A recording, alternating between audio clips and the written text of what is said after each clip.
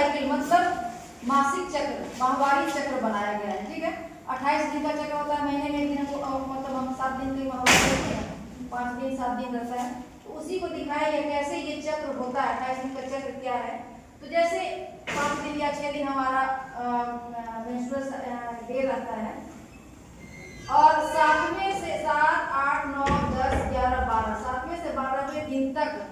क्या होता है, हमारी ओवरी में एग का फॉर्मेशन होता है, अंडा का निर्माण होता है ओवरी में, मतलब अंडाशय में।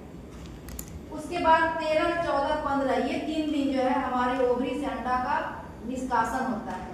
ओवरी से जब अंडा परिपक्व वो अंडा वो ओवरी से बाहर निकलता है, निकल के कहाँ जाता है, फैलोपियन नलिका में, जो कि हम तुमको प्रजनन चैप्टर में पढ़ाएंगे।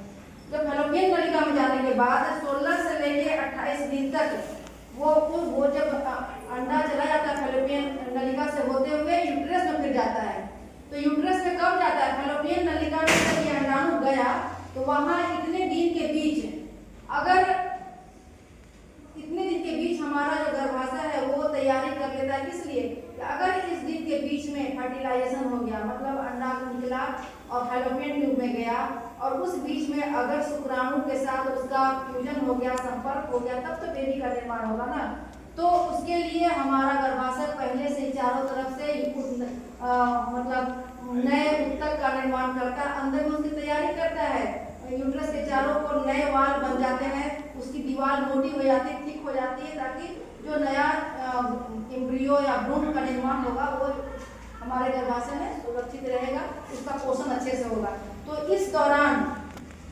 ये जो है हमारा गर्भाशय तैयारी करता है। अगर ये जो अंडा निकला और किसी शुक्राणु के संपर्क में नहीं आया तो एम्ब्रियो या भ्रूण का,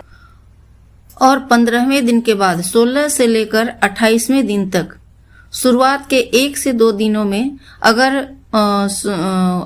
एग का संपर्क शुक्राणु से नहीं हुआ,